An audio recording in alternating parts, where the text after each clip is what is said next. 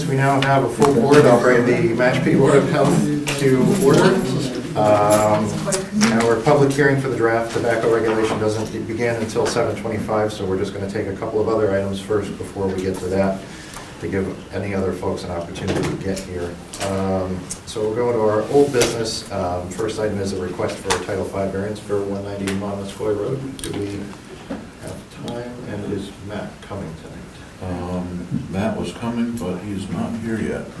I did see it keeping in his truck when I was passing town hall, Oh, you did? but I didn't see Matt inside of it, so Oh. I'm guessing he might be stuck also. Shall we jump to the next item now? Sure. I think we can jump to the next item then. Yeah. I think the next item in old business will take a little bit of discussion, so why don't we actually go into new business and look at the, first the executive session, Board of Health meeting minutes for September 27th, 2018. Does anybody have any comments or changes on those? No, No. but we can't approve them until the litigation is completed. Okay. So then we'll jump down to the public session on October 11th, 2018. Any comments from anybody on that one? No, That was good. Someone likes to move those minutes? I move to approve the minutes from the public session on October 11th, 2018. I'll second that. All those in favor? Aye. Expense warrants this evening, do we have? Yes.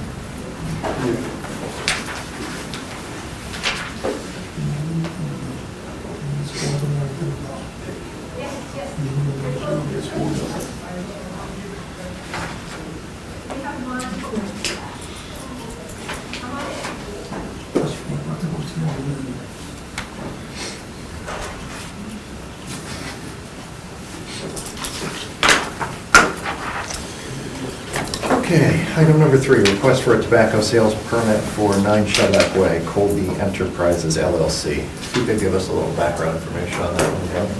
Okay.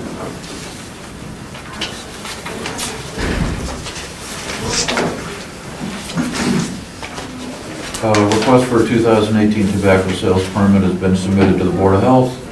I believe that this property has not been sold to the applicant, so the board cannot issue a permit, and nor can the applicant really apply for one because they do not own the property for the tobacco sales regulation. I did tell them that they could apply, but they had to include evidence of a P&S or some intent to purchase, and that was not attached to the application. So at this point, I think just recommend to continue until the applicant can show ownership of the property. Okay. Is there anyone here to represent this issue tonight? No? Okay. Well, that makes it easy. Question? Sure. Where is 9 Shellback Road? It's a vacant parcel in behind the bank. If you take a right to go into Deer Crossing Residential, it's as you're going up the hill, it's on the right. So it's a vacant parcel, and it extends all the way from Shellback Way to the back of the credit union. Okay, so it's not the condo number 9? That's correct, it's not the condo number 9. Okay. Yeah. Thank you. Okay. Look for a motion to continue. I move to continue the tobacco sales permit request for 9 Shoalback Way for Colby Enterprises until a later date. I'll second that. All those in favor? Aye. Aye.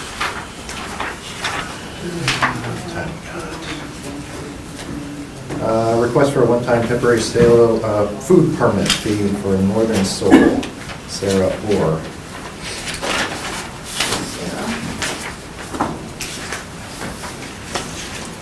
If you could give us the background on that, please, Glenn. Sure. Request for a one-time fee of $100 to cover multiple events. More than 2 for the rest of the year has been made for Northern Soul. This is consistent with our other applications for temporary food vendors. We've issued this several times for residential kitchens and other temporary food vendors who want to do more than one event. We kind of put a max at $100 to be fair with that's all we charge for the mobile food vendors, and they're going to all the same events, so. Okay, is there anyone here to represent this? Okay. Any discussion? No, fine. Well, do you know anything about the, do you have any specifics on it, Northern Soul? They're relatively new. They are building a place in Hyannis at the moment, so they do have a Hyannis permit, but the restaurant itself is still under partial construction. So that's why they're doing temporary food, because they don't have a full-service commissary to work out of. Where are they prepping their food out of? I'm sorry? Where are they prepping their food out of? It's Are they all- making it all It's all in the outside? field. Or just day of, or where are they storing the food, I guess, prior to the? They have refrigeration that they bring with them. They have mechanical refrigeration. And you go and look at that? Yeah, Okay, yeah, we look at all that in the field. okay. So,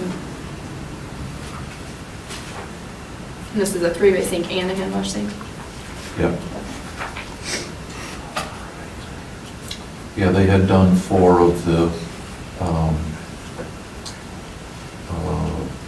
fairs, Marshfield Fair, Oh, good. Barnstable, and they had done a couple others. But we had not heard of them or dealt with them before. So this is their first one? for Yes, Mashpee? this is kind of their first go-around with us, okay, so we'll inspect them in the field. okay. I don't see any issue with it. I mean, the menu isn't any cause for concern, you know, there's no really hazardous food items or anything. No, but that does take quite a bit of prep for what Well, they want to do. and it So does. we'll really have to look at their setup. Okay. Now, I see they call it a crock pot, but how are they cooking it? I don't see a fry later or anything. So are they just heating these up? Like, are they cooking them? They're cooking everything in the field. They're not preheating or pre-cooking anything. That's good. Oh, cooking unit outside of town.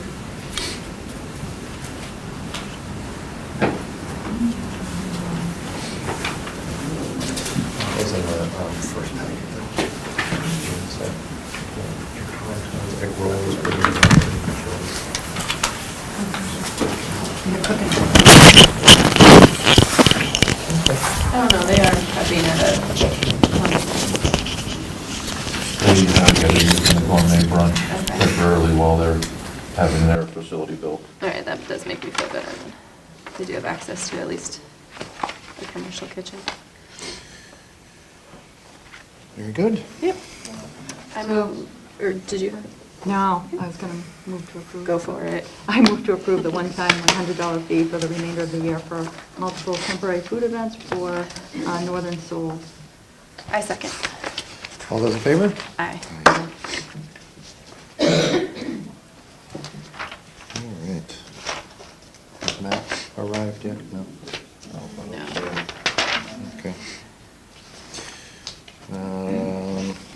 Yeah, I don't believe we have anything else we can cover Wow, that's fast. So I guess we just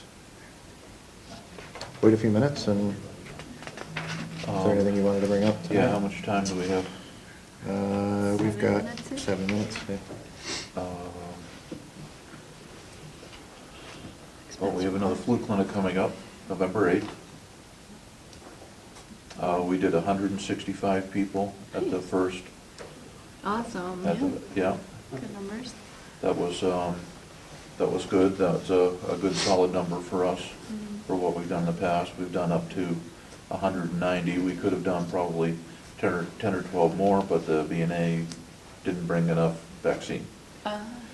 So I was a little bummed about that, because we had to turn people away. Yeah. But they'll be back at the next one. Good. Excellent. Yes. Can I ask you something, on that, flu clinic, apparently they don't, offer the high dose? That's correct. So they're giving the older people the regular dose? Are they aware that there is a high dose that's available out there? There is a high dose that is out there, but it is specifically for people with chronic conditions. I mean, are they made aware at those clinics that there is another form of, flu vaccine? For those people who have requested it, the VNA does not carry it. Yeah, they'd have to talk to their physician to get it. I don't even know who is carrying it. Maybe the hospitals specifically, but we don't know of anybody. Okay. Yeah, I'm trying to think. The quadrivalent is what's given, which covers 4 doses. So it's just that the high dose covers 3, but it is a stronger dose. So again, it is, I think the quadrivalent is better because it's covering more strains. So at least on a general basis, that stronger 3-strain dose is really meant for those who have chronic conditions.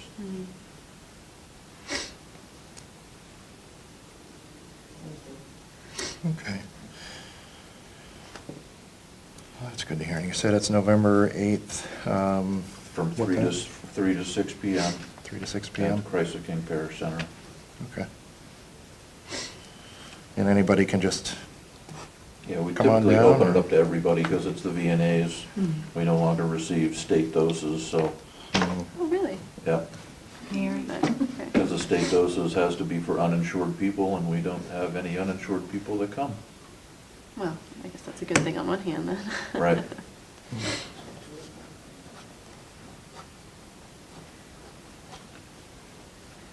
Where is Matt? He's I know, we probably could honestly go to town stuck hall. it, yeah, he's probably There's so much stuck in all of that traffic. traffic.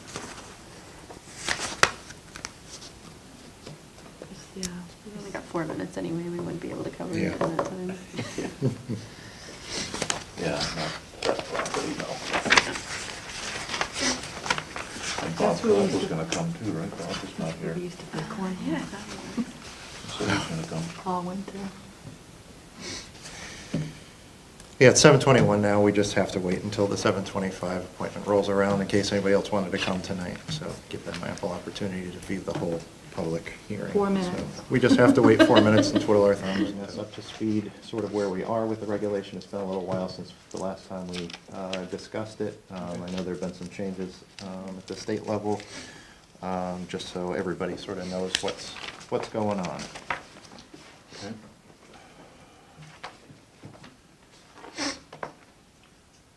Well, the first public hearing was held on June 7th, 2018, where the board took comments from retailers, attorneys, and regulators. The regulation was amended on June 28th, 2018 to include the board's comments and the public's comments. The major revisions after the public comment period to the regulation were the removal of the tobacco cessation signage requirement, removal of the automatic revocation of a tobacco permit after 3 sales to a minor in a year, the revision of the distance requirement from a new tobacco permit to a school building versus the property, and a requirement for smoking bars to be situated in a freestanding building was added by the agent, and the section on self-service displays was revised to allow them in adult-only retail stores. On July 12, 2018, the board reviewed the draft regulation and made minor grammatical changes with a few questions on definitions. The requested changes were to add an ED to the word flavor to make it sound correct, to be flavored, to add a comma between the footnote references. In section D2, the signage requirement, the board asked if there was a minimum font size for the lettering on the required sign. And that sign is actually provided by DPH, so they're the ones who actually make up the sign. So they're the ones who have control over the font size. The board asked about the definition of indoor establishments in section D2B. The answer to that is that the word workplace, by definition, is a better fit for that, as workplace includes all indoor areas of employee-occupied space. On page 8, in section E1, the word town was added to make town of Mashpee. That was just a word change. There was a question on section E8A in regard to the number of tobacco permits in town. More specifically, if the total specified number included Walgreens and Stop and Shop, where they would essentially lose their tobacco permits due to the pharmacies with the adoption of this regulation. The printed number of 21 in the regulation did include Walgreens and Stop and Shop, and actually it included Oak and Ember, which had closed and they did not renew their tobacco permit. So the total number should actually be 18 tobacco retailers. Section EAP will not be necessary, as there will be no new retail permits issued after the adoption of the regulation. EAD was the, I believe, the distance, because if there's no new permits, then we don't have to worry about the distance to a new location. Right. Section E8F will not be necessary either, because the board had already prohibited smoking in smoking bars. So the requirement for a freestanding building was not necessary. I had forgotten the board had already approved that in a previous regulation change. On July 27, 2018, the governor signed Chapter 157 of the Acts of 2018, which included the prohibition of healthcare institutions to sell tobacco products, a 3-year phase-in of the minimum sales age to 21 years of age, a prohibition of allowing free samples, which was already in our regulation, has been for quite a while, a requirement for signage for cessation programs. We had taken this out under our version, and now the state has put it back in. A section on the enforcement of child-proof packaging by the Board of Health, and a special commission shall be made to study vaping, its effects on teens and young adults, and the industry as a whole. In my conversation with another health agent, I learned of a court case between Cumberland Farms and the Yarmouth Board of Health.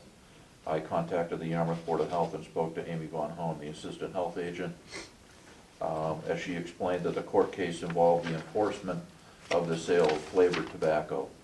And I originally had thought that the case involved the challenge of prohibition of flavored tobacco regulation itself, and it did not. It was just merely on the enforcement of the flavored tobacco portion of it. Oh, okay. So, Interesting. those were the changes that have been made by the board and also by the state legislature that the governor had signed. So that is everything that's occurred since then. Okay. And so just a couple quick questions to clarify with the stuff that sort of happened at the state. So the 3-year phase-in essentially starts, so this is effective January 1st? Yeah, December 31st, December actually. 31st. Yeah. So the first year, the age bumps up to 19, and then 20 the year after. I 21 believe the year so, but after where that. Mashpee has already put it at 21, that they'll still accept that as a 21. For those towns who have not gone to 21 yet, or by the end of the year, the state law that the governor signed actually preempts the Board of Health for changing it within that 3-year phase-in period. Okay. So if the Board of Health, we don't have to do this, but neighboring towns are looking at this as far as changing it from 21 by the end of the year, because after the end of the year, they won't get a chance until after 3 years. Okay. And it's my understanding, so the neighboring towns that are currently 21, Falmouth, Sandwich, Yarmouth. Yeah, that's correct. And so Barnstable was looking at it recently, but decided to pass on tobacco 21. That's correct, they stayed at 18. Okay, and the town of Bourne The is... town of Bourne is looking at going to 21 before the end of the year. Okay. Okay. Do you know of any of the towns sort of even, well, beyond that scope? Do you know about Wareham? Are they 21? I'm sorry, the man who will know just walked in. I know, I was thinking that. Okay. Just a quick point of order. Bob Collett is Tobacco Enforcement Officer for the region. Just a quick question. The town of Wareham, are they Tobacco 21 now? We were just going over the towns that are currently 21. Okay. Okay, thank you. I just looked at the towns on the Cape, didn't go out to Wareham, sorry. It seems a lot of town. Voted in last night. Oh, they Oh, they did? did? Oh, okay. Okay, I knew they were looking at it.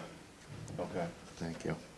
And then the other question I had, more for my own personal edification, is childproof packaging. What do they mean by childproof packaging? For the e-cigarettes, for the sale of the e-cigarettes. Okay. So there's going to be standards that are made, and the Board of Health is going to have to enforce that.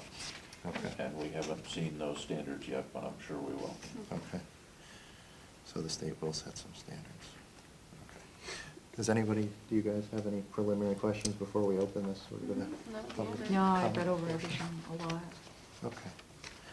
All right, so we will open it up to public comment. I mean, we have had this public hearing once before. I think a number of you have been there and submitted your comments there, and I'm sure some have submitted comments prior to tonight. So, I mean, we're kind of looking for new information, so if you could kind of keep your comments short, not Yeah. repeat what other people have said. If you'd like to say that you agree with the last gentleman or something like that, that's fine. not But, revisit. yeah, kind of set a time limit of, roughly 3 minutes or so, just so we can kind of keep this moving and give everybody an opportunity to speak that would like to. So is there anybody who would like to come up? You just introduce yourself. Yeah?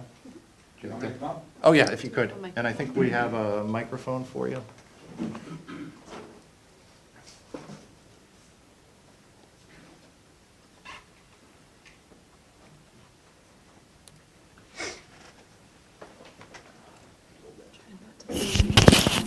You don't have to put on, you can.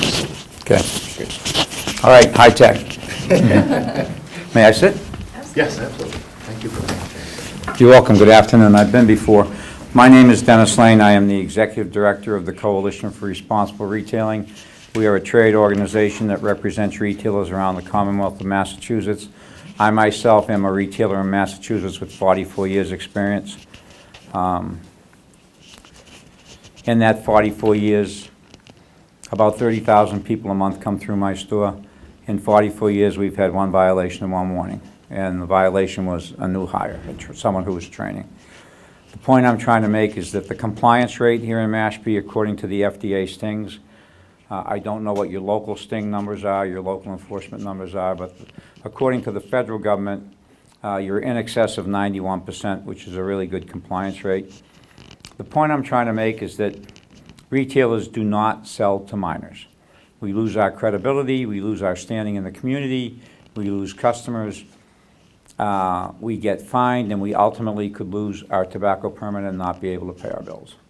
So the thing that concerns me is that there's a tremendous amount of possibility with harm reduction with adults of legal age, which here in Mashpee would be 21, using vaping devices, e-cigarettes, alternative things to combustible cigarettes, to move away from combustible cigarettes, which everybody agrees are a little bit more harmful, so probably significantly more harmful than vaping. Vaping and e-cigarettes is a fairly new phenomenon, but even the FDA has acknowledged that that holds out hope for people who are traditional cigarette users. The FDA there's been a tremendous amount of comments publicly and in the trade journals about the FDA looking at juuling and vaping in the schools, and they're using the word epidemic. And there's no doubt that there is vaping happening in the schools and in the middle schools, and parents and educators and you folks, everybody needs to be concerned. But it's a misconception that these products are purchased in convenience stores. We're the gatekeepers. We're the ones that check IDs. The reality is they get it from social sources. They get it on the internet. Very, very few retailers are selling these products to people who are underage. So the last few things, minimum wage will be $12 at the beginning of the year. That's gone up from $8 4 years ago. That's a 50% increase.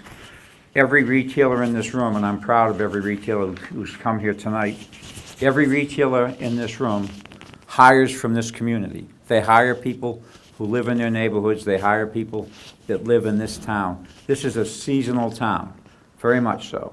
So if you want them to be financially viable, and they're playing by the rules, and they really are keeping the products out of the hands of young people, it would be devastating to their profitability and their ability to support the community and hire from within the community and hire people year-round.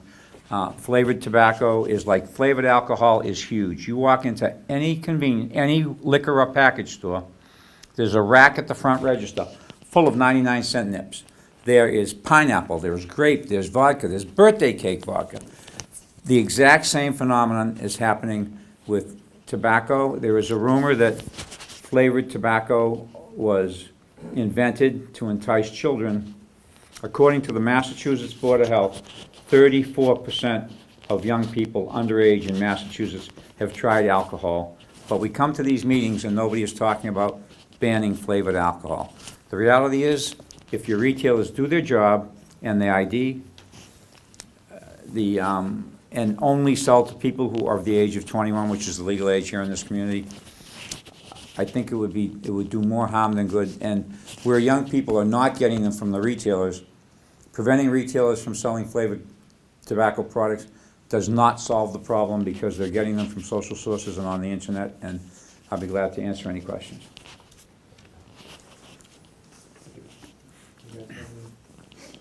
So specifically, is the flavored tobacco, is that your main concern, or what would you like to see removed from the regulation, I guess? We would not want to see a prohibition on the sale of flavored tobacco That's the biggest products. concern, is the Yeah. prohibition of the flavored Because tobacco. so many of my, and I'm not in this town, but I'm in Quincy, I'm in Massachusetts, so many of my adults, and I've waited on 2 generations of customers, so many of my customers who used to smoke regular traditional incendiary cigarettes have moved to a vaping product or an e-cigarette. And when they come in to make their purchase, and they're buying other things, I say, how's that working out for you? And it's great, I haven't had a cigarette in 3 months, I haven't had a cigarette in 4 months. And these are adults who spent a large part of their adult life smoking. So that if you make it difficult for adults to get things that may be a harm reduction product. And the other thing that I didn't touch on is, the other thing that happens with flavored tobacco is that every product in our stores has a market basket. 61% of people who buy tobacco in my store buy milk.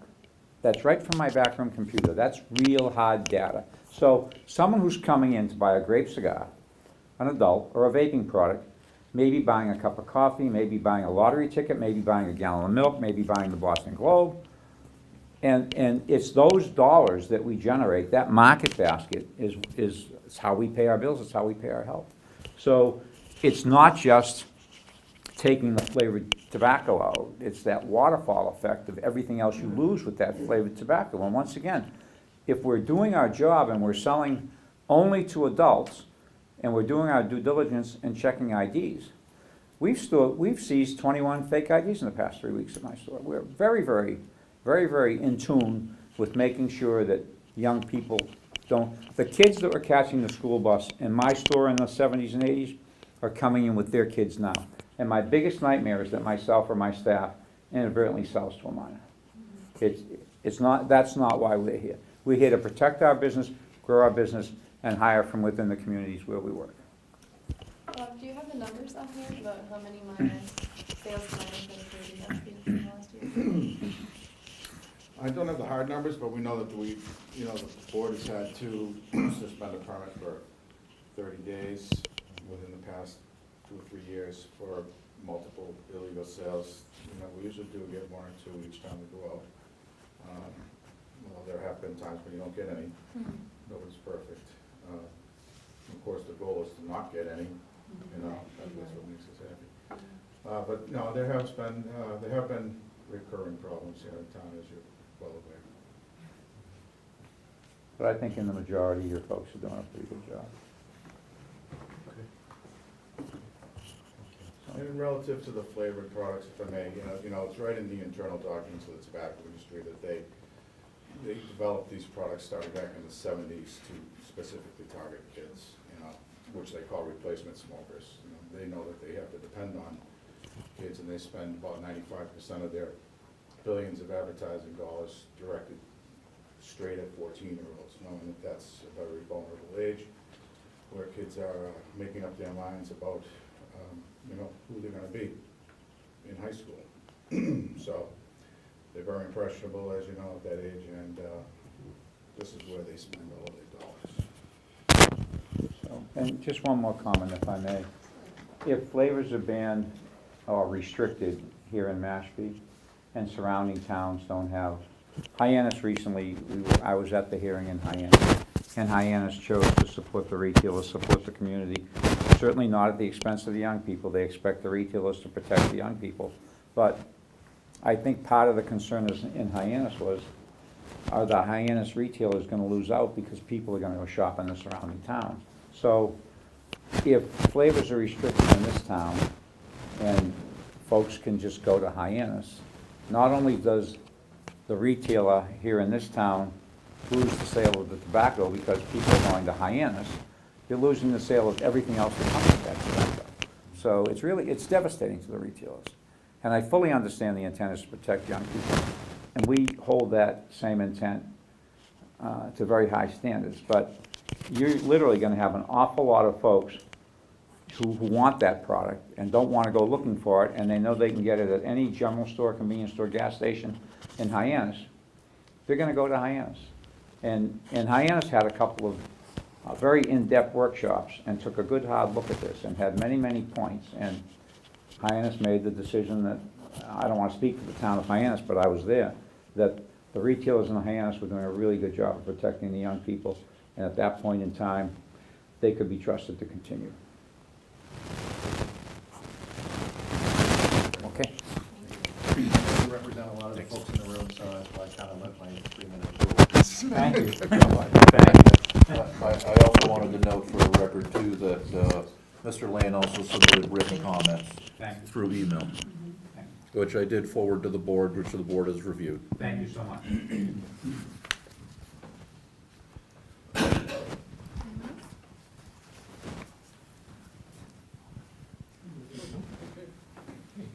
I got them in my Yeah, they're just as sensitive too, so. I'm trying not to sniffle into it. My name is Tyler Ballou. I represent Commons Convenience, Mashpee Country Store, and The Barn. Just to cover some new points that haven't yet been discussed, I think on behalf of both the retailers that I represent and others, they are generally opposed to any sort of restriction on the types of products that can be sold. I think if you're taking a holistic, scientific approach to crafting your public health policy, whereas you've already changed the legal age to 21, that when you sort of are piling on other restrictions, you're losing the ability to actually validate their efficacy in bringing about the change that you're looking for. Whereas you know firsthand immediately that there will be an impact on those retail businesses when they lose the ability to sell certain products to adults. They have already seen that impact in their sales with the change to changing the age to 21, where other communities have not. And so that would exacerbate that problem without giving yourself a real good way of knowing whether you've actually improved your situation or you've just sort of added on with any regulation you can think of. Beyond that, I think it's important, I wanted to bring up one note in the proposed regulation, in the permitting. Take a look at the language. There might be a disagreement between paragraphs B and E of that section 8, where you have language that says if a permit is not renewed because a retailer closes their business, that it gets pulled out of the pool. But you have paragraph E saying that if you're purchasing an existing business, you can reapply. And so I'm not sure that it's totally clear from the language that there's a difference between closing a retail business versus selling a retail business to someone else who would then become a new applicant. I believe we had kind of. Yeah, we had a question on that at the last public hearing. I think that's. It was my understanding, and my answer at that point was that if it's at the same geographical location, then the permit can be reissued. Right. But again, that may not say that wording-wise in the regulation. That was something that we were gonna discuss tonight. Needs Yeah, to I be think clarified. that I had language put that can in be my typed up. comments to the board, Mhm. because we kinda need to nail that down as far as, because it's not really described very well in the regulation. Yeah, I'd agree with that.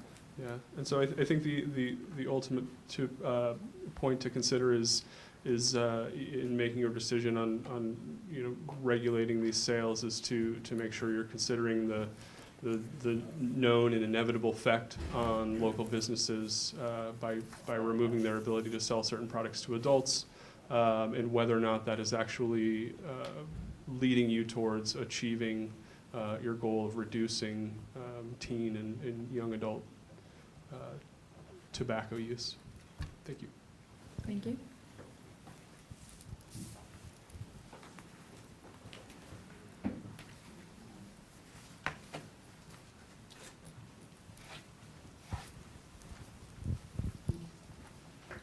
Good evening. My name is Sarah McColgan. I'm the director of the Tobacco Control Program for the Massachusetts Health Officers Association, which is your staff's trade association. And so I'm here to obviously speak in favor of the regulations. I know most of the folks sitting behind me are probably retailers here in Mashpee, and I'm sure that they're all very hardworking folks and have done a lot to grow their business. And the last thing that we would want to see is their business faltering in any way. But this isn't just about the sales of tobacco products to minors. This is about tobacco products, period. And when people go into a store, when young people go into a store, whether they're teenagers or whether they're a 3-year-old on mom's hip as mom's grabbing a gallon of milk, to see the whole tobacco display, to be indoctrinated over and over again to the messaging of the tobacco industry, as Bob has already spoken to, is just overwhelming for youth. And it leads to them thinking that tobacco use is a normal thing. Now, youth use of combustible tobacco products has gone way down, and that's wonderful, that's terrific. But as the youth use of combustibles went down, all of a sudden, the vape products were introduced, and now the nightmare of vape products, Juul, and some of the Juul knockoffs, and the fact that youth are using them in astronomical numbers, that they're vaping mint Juul more than they would be smoking cigarettes. And I'm not saying they're buying these Juuls at these stores. I'm saying they're seeing them, it's in their brain, it's on their mind, and there many youth that would not touch a combustible cigarette begin vaping, because vaping is in a young kid's mind is not dangerous. It's not. Smoking is bad, smoking is yucky. They've heard about it all their lives. They know what it did to their grandparents and their great-grandparents, but vaping is okay because it's just vapor, right? And it's not bad for you, is it? I'm not going to argue with Mr. Lane that as far as harm reduction, it may be better for you. But, when you're looking at harm reduction, you want to eliminate the harm, not just reduce the harm. And when kids are starting to vape, and they're becoming addicted to nicotine through the vape products, many of them are going on to being dual users and are vaping when they can't smoke a cigarette and are smoking cigarettes when they can. So they're getting astronomical amounts of nicotine going into their system, which is very frightening. As far as the flavor restriction goes, there are 123 municipalities as of the end of July in Massachusetts. I don't have an updated number, but 123 municipalities with almost 55% of the state population that has put in the flavored restriction. And, you know, they're talking about it somewhat at the state level, the very beginnings, but you saw how long it took the state to go to 21, to ban the sale of tobacco in pharmacies. The pharmacy fight took a couple of years. So the flavored fight at the state level could take, you know, 2, 3, 4 years, and we need more critical mass. The way we get critical mass is for communities like Mashpee and your neighbors to restrict the sale of flavored tobacco products. I want to make one last point. Dennis and I are often at the same meetings, and he talks about the credibility of retailers, and he does own a store in Quincy. It's a 7-Eleven, and he says that there's only been one violation. He talks about FDA sales rates. If you look at the FDA sales rates for his store, there have in fact been 2 violations. And so how do you talk about credibility of retailers when you don't fess up to the fact that you've got 2 violations on your own record? One of them violation and one warning. The warning was as a result of a violation, 2015 and 2017.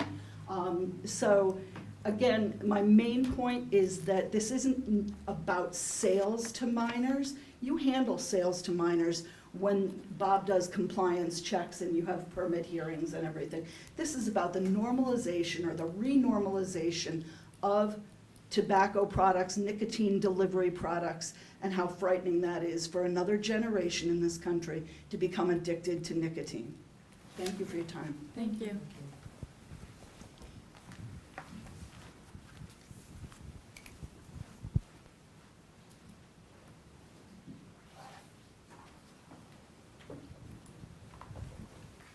Thank you.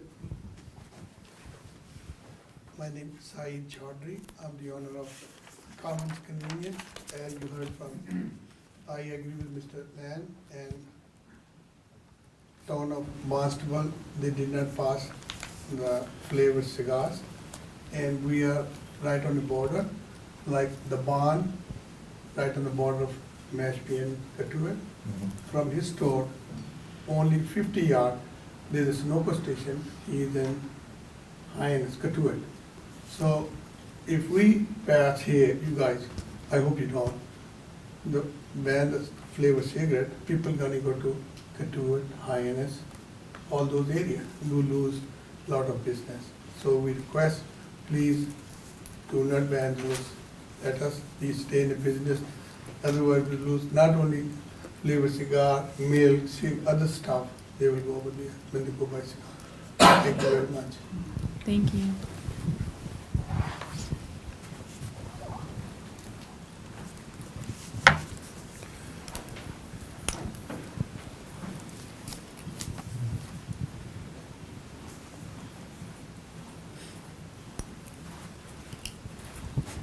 Thank you. Hi, my name is Matt Pierce. I manage the All-Town Mobile. I came from restaurants, and the health department would go in and they would critique the restaurants and how well they do, and if they did bad, restaurants get closed down. I mean, the same thing happens with like alcohol, selling alcohol to minors and things like that. I think if the health department or the state just got a little bit tougher on their inspections, I think it would be more advantageous so that the businesses don't lose, as they said, like the waterfall effect when it comes to sales. Can anybody have a violation? Can anybody have a bad day? But if the track record is mostly positive, so you had a bad day, it's like a blip. It's not like like a massive attack. Where I work, every 3 months, everybody has to watch, including myself, video on tobacco. If you go inside the store, we card anybody that walks in the door. we turn away customers that are in their 60s, 70s, 80s, because they don't have ID. Even if they look like they're 75, 80 years old, and their ID's, expired, we turn them away. So I think if the town just upped the ante a little bit with, okay, you need to card everybody who walks into every establishment, I think that would go a lot further with, the businesses in themselves. Like you said, every 3 months, we have to watch these videos. And, in Mashpee, we card everybody who walks in the door. Doesn't matter who you are, I tell them, 21 to 101. They don't have an ID, or if their ID is, expired, you don't sell. And we've had people get, mad and they leave, and they leave the product on the counter because they can't get everything else they want, and they leave mad. But if you put the stipulation on the flavor bands, the leaving the stuff on the counter is not gonna happen. They're not gonna even come into the business to leave the stuff on the counter. But I think if the age thing, if you card everybody who walks in and make it a mandatory thing, and, go about it that way, I think that would be a better, direction than, making flavor bans, because the people said you can go anywhere to buy anything, or if you're not 21 or whatever, you can get your brother, your sister, your grandfather, whoever, friends to buy your alcohol for you. You can do the same thing with tobacco products. So just regulating the flavor is not necessarily going to keep them out of the kids' hands. They go somewhere else, and like I said, the businesses suffer because then, we have less hours to use, and then people end up, with less hours, or they end up getting laid off because we don't have the hours to pay them. Thank you. Thank you. Thank you. Anybody else who would like to speak this evening, for or against? Can I ask a question? Sure. So what is the process for determining specific statistics for the sale of flavored tobacco to youth? And sort of what's the process and how often? I'm just not really familiar with that. Do you feel like the stats are higher? I don't think they're necessarily higher. We go out once a year, typically twice a year actually, to each retailer, check them. During one of those times, we're required to ask for certain brands of cigarettes by the federal government. And then during the other time, we can ask for anything else, any other alternative product. So it could be chewing tobacco, could be cigarillos, could be electronic cigarettes, could be vaping fluid. So we decide on the day that we're going. So, I do find that that the cigarillos, cheap, sweet, easy to get, 99 cents for two, or $4 for $1. Those things are easier to get most of the time for underage people. But we do get quite a few cigarette sales too. Okay. Thank you.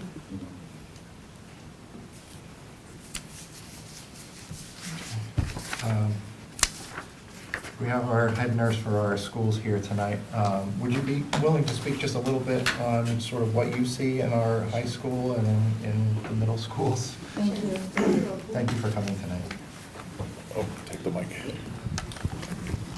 Good evening. I'm Stacy Skokel, the nurse coordinator for Mashpee Public Schools, and I'm here, one, to listen to all sides, and also from our perspective at school, we're seeing students using vaping tools, e-cigarettes, the Juul. Our goal is to educate people. Yes, underage sales is a concern, but also the sharing of, getting things online, older people, older siblings, friends, buying them, and just educating parents and students also on the how the impact of using tobacco products is not a healthy choice. So we are seeing it. It does concern us greatly in trying to have it not be the start of a gateway to start using a vaping e-cigarette and then switching to tobacco products. Right, right. So that whole history of kind of going full circle. So it is great that we're not seeing kids using combustible cigarettes, but our concern is now that they've been using vaping for a while and thinking it's safe, not getting enough nicotine, and then now needing to go to cigarettes. So we don't really want to go full circle backwards. Right, So. right. And are you kind of seeing the same sort of statistic with the combustible type cigarettes on the decrease, and the vaping is definitely? Correct. I actually say this when I talk to people. I mean, I started school nursing 22 years ago on a tobacco grant, so I'm dating myself, because that's what we were seeing. And then now, 10 years ago, I was not seeing anyone, students smoking cigarettes. And in the last few years, now it's been the vaping devices, e-cigarettes. So I feel like we're kind of going backwards that way. So my concern is in the next 5 to 10 years, I'll be seeing them using combustible cigarettes again. Right. So, yes. And I'm assuming that when school administration or any teachers discover students using the products, or they're confiscated. Correct. We have a whole tobacco policy. It's where obviously they're not 21, so it's illegal. Right. And we do follow that policy and protocol. We just also developed a teaching tool where any students who are found to be using a tobacco product, an educational tool with a pre and a post test to try to also do education, so that obviously there's punishments that go along if you read our policies, but also to make sure we're educating students and kind of giving them the understanding, and parents too. We've been doing a lot of things at sports nights, open houses, on our websites, just to kind of educate, because there is nicotine. If you look at the products, Bob can speak to this better, but it'll say it does not contain nicotine, and then you read it and there's nicotine in the ingredients. So, just making sure. And again, on the flavored piece, it is, I believe, a marketing tool. When you see Sour Patch Kid type packaging, I'm not sure how many adults are like me that like Sour Patch Kids. I think it's more marketed to children that way. Right. And some of the other points made about when you go into a store. So what we can do to educate and awareness and be proactive and prevent kids from even starting in the beginning, or even by the time they're 21. That's my goal. Right. And just coming back around real quick to the confiscated products, I don't know how familiar you are with what's being confiscated, but what types of products are you typically seeing? So we are seeing kids using the Juuls, hookah pens. For those people who aren't familiar with it, a Juul is a device that looks like a USB port. They're very easy to hide. You could have one in your device right now. We might not know that it was a Juul. You don't. But they're small. The pens, hookah pens, look like pens. So kids use them. They're very colorful. Parents aren't even aware that their kids have them. So we've done a great deal of education with our staff, educating them to what to be on the lookout for. We did a bus driver training. Our administrators are very aware, and being mindful of that. Oh, okay. So, but if you see, children are buying them also, again, not just underage, but buying them at stores, but online. Because if you go online, you could go and order them, click your 18 or 21, depending on the state. So educating parents and the community about not having kids have access to things like gift cards, because you can go with a Visa gift card, doesn't come back to you, go and buy it that way. So we're trying to approach it that whole three-prong approach of Do you everybody. ask the kids if they are the ones who purchased it, or if it's purchased by a third party? We hear it's a mix, but Yeah. a lot of older siblings, parents buying for kids, because the misconception is still truly out there that they're safer than cigarettes, or they're not harmful, that it's just a vapor. So that's where we're spending a lot of time on education and awareness. Do you see a lot of repeat offenders, or do you feel like the program's working now? I think we're working in educating kids. So That's good. That's good. One more time back to the confiscated products, I'm sorry.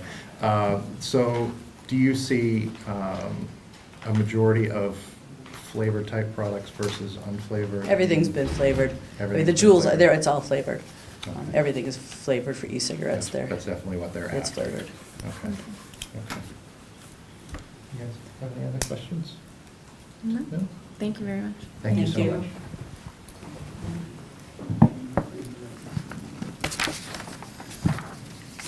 Okay, I want to give one last chance before I close the public comment period of the hearing tonight. No? Okay. May I just, Sure. where this lady, this speaker referred to me by name, may I just respond in the interest of fairness?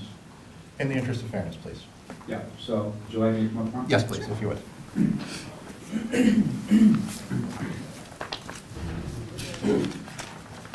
We switched to the full-size Yeah. microphone.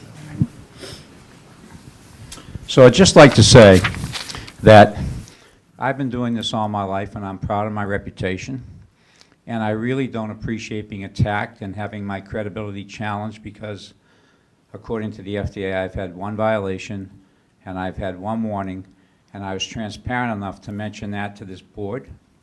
And when you look at my 44 years, 115,000 tobacco transactions a year, 15 million tobacco transactions in 44 years, and I've had one violation and one warning. I think the attack on my credibility was unwarranted. Thank you. Thank you.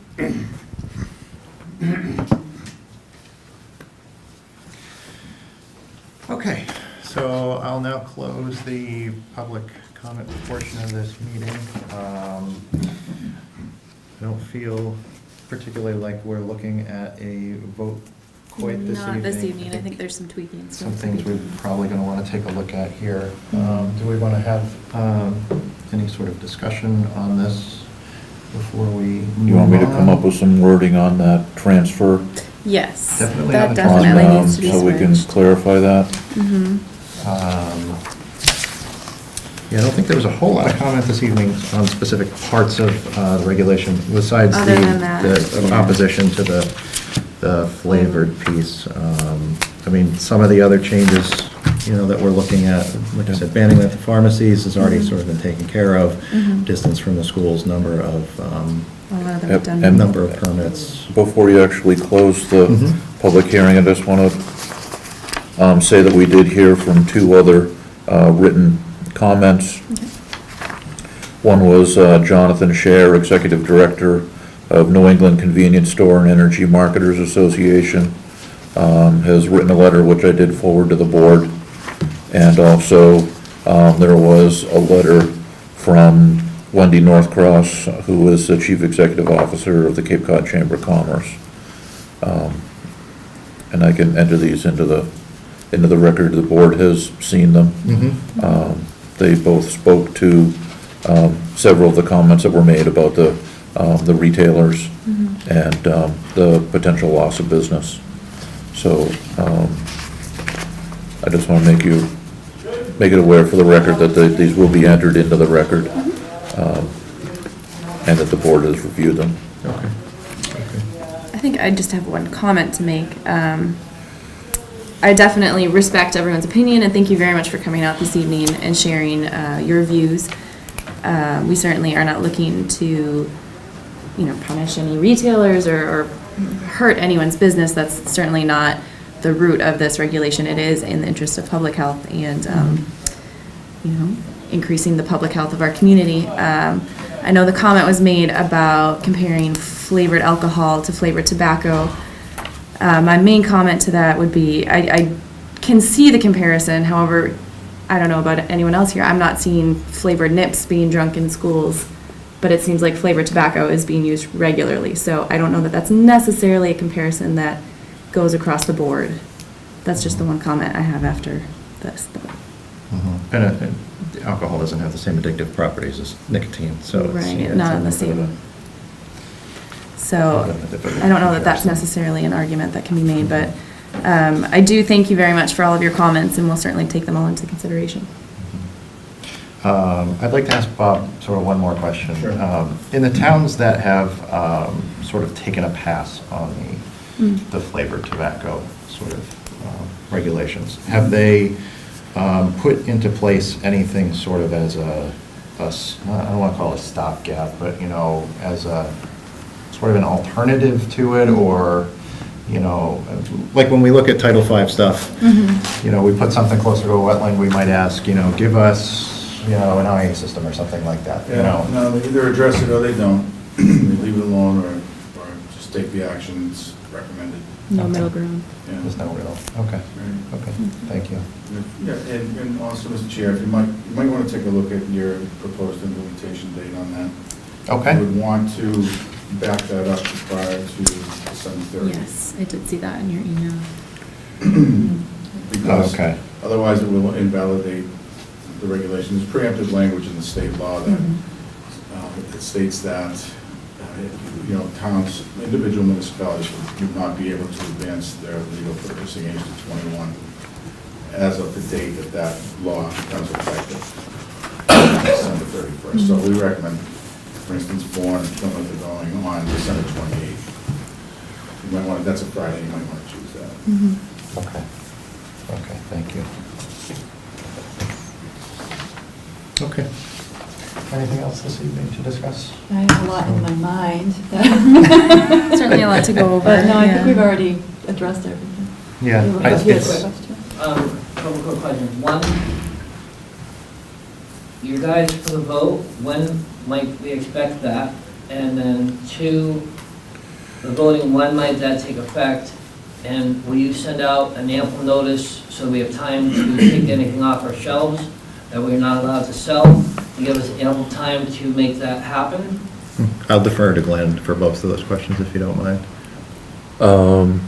Well, as far as the vote, if we're gonna make revisions and wording changes, we still have to meet and review it at the next meeting, which will be November 8th. And then, the effective date, we have per a recommendation to use December 28th. So, it would have to be published in a paper, which is the following Friday after that 8th. So it would be that next Friday in the Enterprise. And that, Enterprise?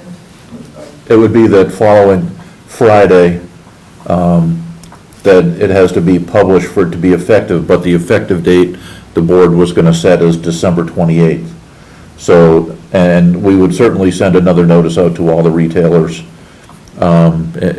as far as what the changes were and what the final regulation is. Plan to remove the product till we... Yeah, right now, we're looking at a month anyways, a month and a half probably.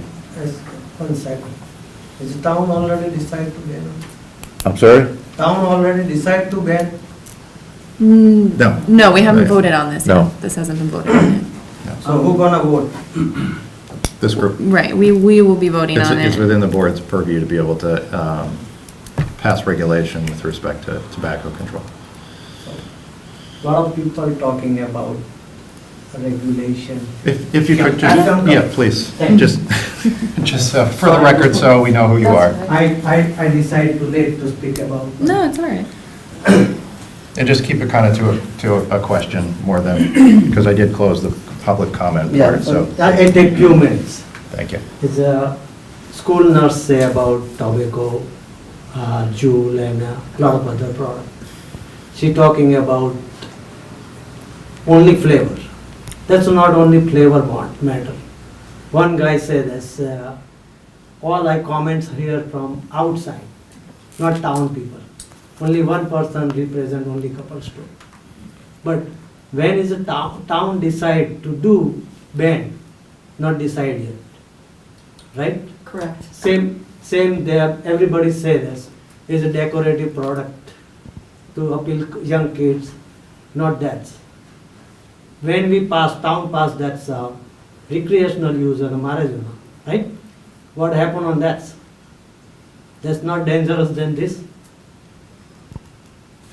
I'm sorry, I don't fully understand the question. So he's saying that, if I may, Yeah. the town just passed and approved recreational marijuana to be sold, like retail marijuana stores to be allowed. And why is that considered less dangerous than the flavored tobacco? I don't feel that it's comparable. No, I wouldn't. I think it's That's- like that's a dangerous comparing too. apples to oranges. I know, that's all kind in a same That's a product whole too. nother discussion. Yeah, and also just the public process on that is a little bit different than this. Yeah. In that particular instance, that was state regulation that was passed, and they gave opportunity to each of the But a towns. lot of towns, same time, lot of times To say be no able to too. reject and it. okay. Mm-hmm. And only we to say yes. I'm not favor an anything, and I'm not opposite any other things too. But we have to two standard. So I'm from West by Beverage, and I'm in a liquor business. Okay. Yeah, That's so fine. I cannot say that myself, I'm well trained to 21 to serve. But is the liquor industry is more trained, everybody knows that, for 21 rules. But is a flavored tobacco, not only that concern, is we have a lot of problem too after that too. We ban that, as other gentleman said this, I am a 50 gauge, 50 meter far from that store, because all Barnstable not allowed. So Barnstable sell, then our town not sell, so next to other town they go there. They hurt them business too. Okay. But it's, don't allow to stand there. Okay, that's fair enough. And thank you for your comment. Yeah, like I said, I did close the. Sorry, the I'm public last comment minute, I portion, think, let so- me to point out Yeah, this. no, I wanted to give everybody an opportunity to speak. Yeah, so. because definitely is a hurt, but only town have that's the responsibility to control this. Our community have to awareness too. Because one gentleman said this is a Yeah, family yeah. member buy, Yeah, any if you friends could- buy. If you could, please. We need to move on. Just state No. your name for the record and where you're from. Best buy beverage. Best Buy, okay, Yeah. thank you. Thank you very much. Thank you. Thank you. I have a question. Yes. Just a question, please. Yes, my name is Mashpee and I own the barn. I just have only 50 to 100 yard in Gulf Station in Barnstable. Just if you guys, post this and we hurt my business. We just only 50 to 100 yard. That's in Barnstable. Okay. So Thank- just think about that. Okay, thank Thank you. you. Thank you for that. Yeah, I mean, for me, this isn't just a cut and dry. This is why we've had multiple public Oh. hearings on this, because it's not It's a just an hard easy, decision. it's not just an easy thing. No, by no means. You know, I consider there's a lot of families involved in this. There's, you folks have families at home, and I don't want to hurt your families, but there are also kids and there are families out there that are hurting because of these products. So we're kind of, it's not a simple, just do it or not. It's, I think, Yeah, I can't really speak for all of us, but I it's know not half just a the simple, people in this room, I simple see thing. them most days, and it's a very hard decision. Just My a focus question, if you is could, public please. health. My name is Shakil Farooq, I is my brother. My two children go to middle school.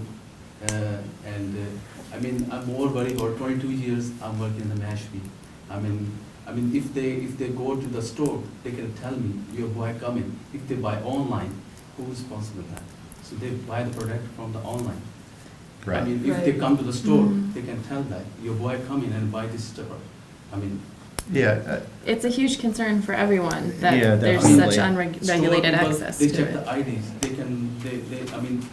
I'm 22 years, I think any single ID is sell to the minors right. in my And- hand. The And, online is being addressed. Yeah, if you could correct me if I'm wrong, but I mean, the Attorney General has this is definitely on her radar, and it's within her sort of, Attorney General has taken some action, and a couple of years ago, just requiring the child-proof caps, which you have included in the regulation, and also, including them in the definition of nicotine delivery products. But the FDA is now, the FDA is looking at, working with the 6 major manufacturers of, vaping fluids and the Juul and so forth, because their products have been so accessible online. They're giving them 6 months, and for this administration to take any action on this stuff is remarkable. So it speaks to the emergent nature of this. It's a very critical matter, and so once they shut that down, it'll probably go back to where currently a lot of the access for the kids come from their 18-year-old peers who have set up lucrative businesses in the high schools buying these for underage kids. So that's another area that needs to be addressed, and that through educational efforts in the high schools, this is, they're starting to get a handle on that, but, what they're doing is the kids would pay them extra money to go buy them for them. And unfortunately, in some cases, parents are still doing that, but that will now be forbidden under state law where previously they've been allowed. So. Okay, so currently under state law, is it illegal for a company to ship into Massachusetts without having a Cigarettes and distributorship things like or that, something? yeah. It is, okay. Yeah, it's But not FTC vaping products violation. right now? No, not at the moment, but Okay. they're trying to get a handle on that. Okay, yeah, that's good, thank you. Yeah. Okay. We have any other questions tonight? No. No. Okay. Thank you all for coming in Thank you very tonight, much. and thank you for providing your comments. you. And as Glenn said, we're going to be looking at revised regulation by November 8th, at our November 8th meeting. Yep. We may take a vote or not at that point, depending on the nature of the amendments. Right. Yeah. Mhm. And your November 8th vote, is that open for us to come and? Of You course. can come. We might not have public comment at that particular time, but we'll kind of see how it goes, where we're at with the regulation. Oh, we're at that able point. to be. You are always welcome to come to Yes. Board of Health. And we retailer hope the board in our favor do not ban the flavors. Thank you. Thank you all. Thank you. Thank you very much. You too. Thank you. I know, I can't like. Me too. I think it's a lot. Yeah. Infectious disease. No, Matt didn't make it. Do we need that? Yeah, it's awesome. Should we wait on that one? Yeah. Yeah, So good to see you. this is, Excuse me. I'd say we do, because this is not an easy one. Oh, yeah, go this way. Yeah, it's all Oh, locked my up. God. Please go out Yeah, that way. stay in touch. Yes, I'd love that. That'd be great. Sorry. 190 Monomoskoye is not a simple plan, so Okay. I would, at this point, motion to continue, because I think Matt needs to be present for this. Yeah. Okay. Because it's not a simple one, it's got some history to it, Several. and I want the board to have all the information. Okay. Because there was a court case, and I have questions on the court case on why it got extended so long. Oh, okay. So, and Matt has that information, I'm sure. Thanks for coming in. Thank you. Yeah. So I think that, in all fairness, it needs to be continued. It's in the letter, so he's represented by, so Matt's representing Kevin, okay. So Okay. it's just Matt that's representing. So I move to continue the discussion on the septic application for 190 Monomoskoye Road in Mashpee to our meeting on November 8th.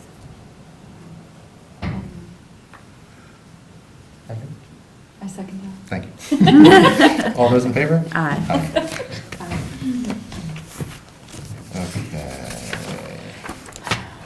And, let's see, we've only got one item left.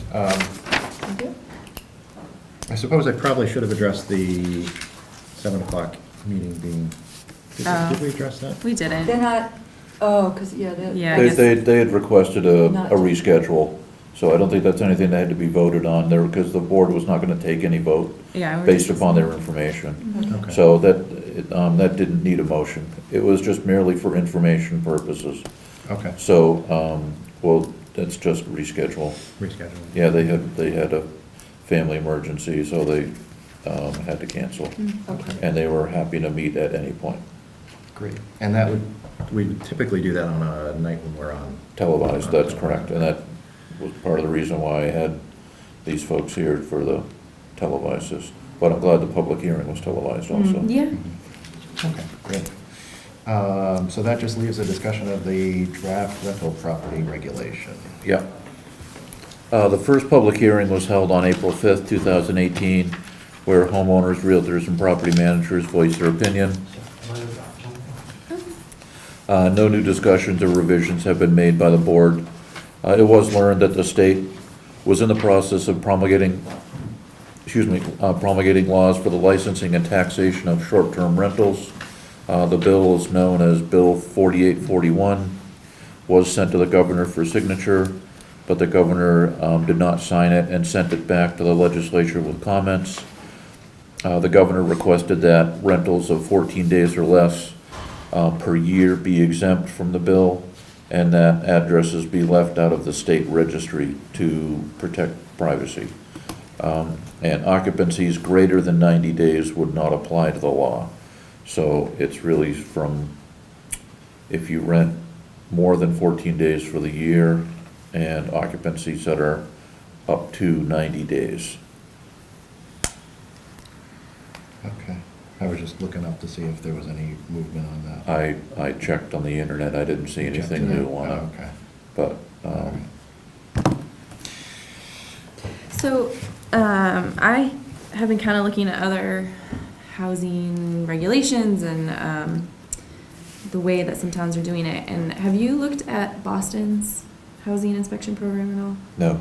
I thought it was kind of interesting the way they do it, and it might be an alternative to one of the staffing and the high permit fees, but they allow licensed state housing inspectors to be employed by the homeowner, and then the state inspector provides a certificate of pass or fail. Okay. And they also let the homeowners essentially earn their way towards a 5-year inspection plan. Like you get however many passing inspections, and then you can request to be done every 5 years. And then obviously that would get taken away if there is a violation, or, you know, then you'd be back on the annual inspection plan. But I thought that was kind of an interesting approach to, well, the staffing concern obviously is a big one. Right, interesting. I didn't know that. Yeah, I didn't either.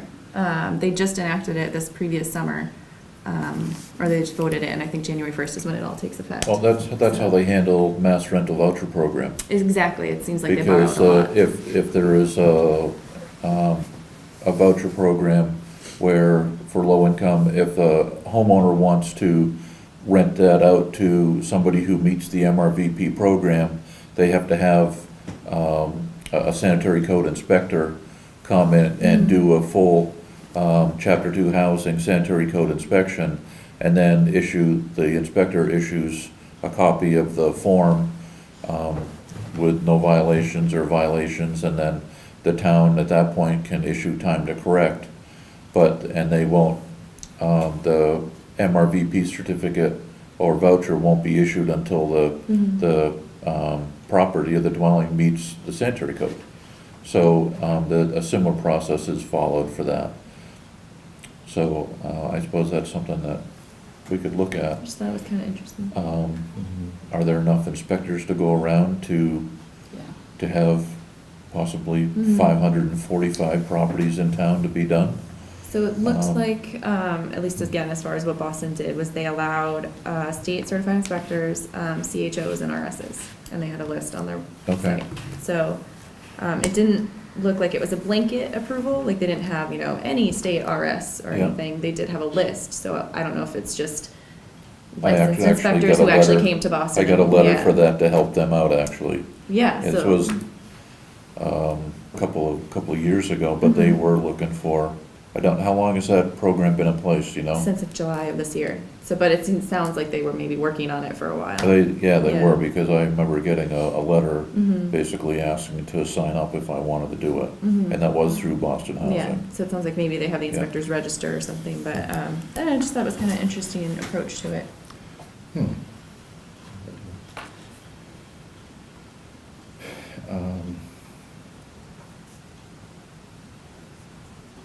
Yeah, I mean, I guess we're kind of just in a holding I pattern. feel like we should wait, yeah. Yeah. Oh, and just for the record, because I know this is a contentious issue in town, I just wanted to say that everybody has left the room, so there's nobody else unless you would like to submit some public comment. Just for the record. So, yeah, I don't see an issue with sort of waiting on this. I mean, Yeah, it's- see what the state moves to. Yeah. it doesn't seem like there's much. Because one thing, what happened was that when I went in front of the selectmen, I mean, John Cahalan and other members made the point that I really didn't have enough information to say that we specifically needed more help. And I still believe that we would if we did a program, but did I truly have the numbers as far as how many complaints we've had, how many online B&Bs that we've had, or that were actually involved in complaints? Because I still think the housing complaints are 50% long-term and 50% online rentals. So, but did I have the backup at that point to show that? No, so I'd like to continue compiling information. And I picked February in my recommendations because that's the, February 1, I believe, is the deadline for getting on the May town warrant. So if I have enough information, I'll bring it back to the board. And if the state has done something in between, if state Congress has gotten their act together and responded to the governor's changes, then we can look at that too. Okay. I think that's a good date. And so if you agree to that, then we won't need another public hearing until in November or December. We'll do something in January when we have better numbers. Yeah, that'd be better. Right. Well, I love numbers. Yes. Yeah, we need numbers. Okay. Do we need to move to continue it, or is it something we can just leave in old business for now? I think it's probably best just to continue with it formally. January. To our last January meeting, do we want to take this? Yeah, I don't have that date, but yeah, we can do that. Or the first? I'll bring it back before the board. It's tough to say, or we could. We could always do the first and continue it to the next one Yeah. Yeah. if we want to.